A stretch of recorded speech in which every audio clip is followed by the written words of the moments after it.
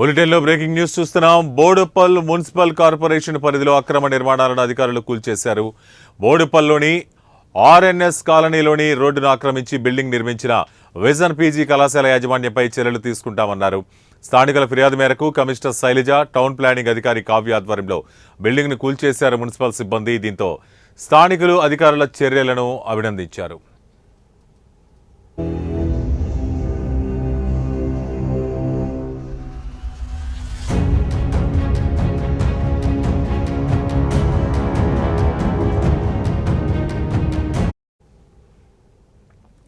Boduppal municipal corporation పరిధిలో అక్రమ నిర్మాణాలను అధికారులు కూల్చివేశారు.